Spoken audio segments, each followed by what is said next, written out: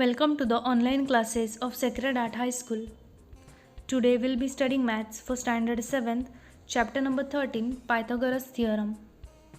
Children, we already know that a triangle with one right angle is called a right angle triangle, and the side opposite to the right angle is called as the hypotenuse, or we can say the longest side of the right angle is known as its hypotenuse. Therefore, write the names of the hypotenuse of each of the right angle triangle shown below. In the first picture, that is in the first triangle, triangle ABC, the hypotenuse of triangle ABC will be AC. In triangle LMN, the hypotenuse of triangle LMN will be MN. And in triangle XYZ, the hypotenuse of triangle XYZ will be XZ. Now, before moving further or before studying the theorem, first let us study the origin of this name. Children, Pythagoras was a Greek mathematician. He had made important contributions to the mathematics, and his method of teaching maths was very popular. People of many countries had long known of a certain principle related to the right angle triangle, but Pythagoras was the first to prove this theorem, and hence this theorem is named after him. Let us see what this theorem states and how is the right angle triangle related to the hypotenuse. In a right angle triangle, the square of the hypotenuse is equal to the sum of the squares of the other two sides.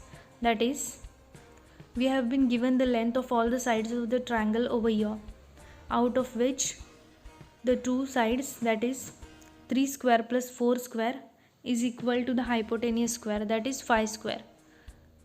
The answer after squaring the two sides of the triangle should be equal to the square of the hypotenuse, that is square of 3 will be 9, square of 4 is 16, and square of 5 is 25. So 9 when added to 16 gives us 25, and the square of 5 is 25. Therefore, this satisfies the given theorem. Now let us see this with reference to the figure given. That is, in triangle ABC, AC is the hypotenuse, BC is the base, and AB is the height. Therefore, if angle B is a right angle, then length of AC square is equal to length of AB square plus length of BC square. Generally, in a right angle triangle, one of the sides forming the right angle is taken as the base and the other as the height. Then the theorem can also be written as hypotenuse square is equal to base square plus height square. Let us see this with the help of example.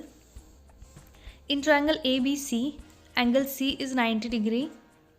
Length of AC is 5 cm. AC is one side, that is the base, and length of BC is 12 cm. BC is the height, which is given as 12 cm. Then what is the length of segment AB?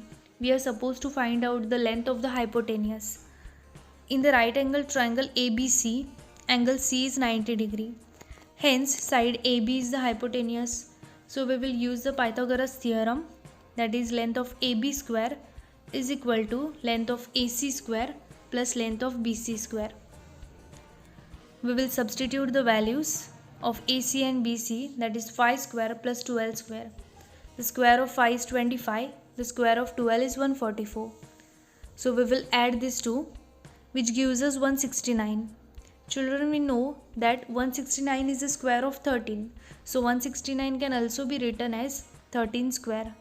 So now the length of AB will be 13. Therefore, the length of segment AB is 13 cm. This is how we solve the sum related to the Pythagoras theorem. Now let us see a Pythagorean triplet. If in a triplet of natural numbers, the square of the biggest number is equal to the sum of the squares of the other two numbers, then the three numbers form a Pythagorean triplet. If the lengths of the sides of a triangle form such a triplet, then the triangle is a right angle triangle. Let us study this with the help of an example. Do the following numbers form a Pythagorean triplet? So we have been given three numbers, 7, 24 and 25. And to check whether they form a Pythagorean triplet, all we have to do is first square it. Here we can see that 25 is the longest side, that means it is the hypotenuse. So we will square all the sides, that is 7, 24 and 25, and then we will add the squares, and if it is equal to the hypotenuse square, that is 25 square, then they can be said as Pythagorean triplet. Let us check it. Square of 7 is 49, square of 24 is 576, and square of 25, which is the hypotenuse, is 625. So when 49 and 576 will be added, we should get the sum as 625. Let us see. So 49 plus 576 gives us 625. Therefore 7 square plus 24 square is equal to 25 square. Therefore we can say that 7, 24 and 25 is a Pythagorean triplet. Children, I hope you all have understood Pythagoras theorem and how to solve the sums related to this. We will be studying more about it in our online lectures. Thank you.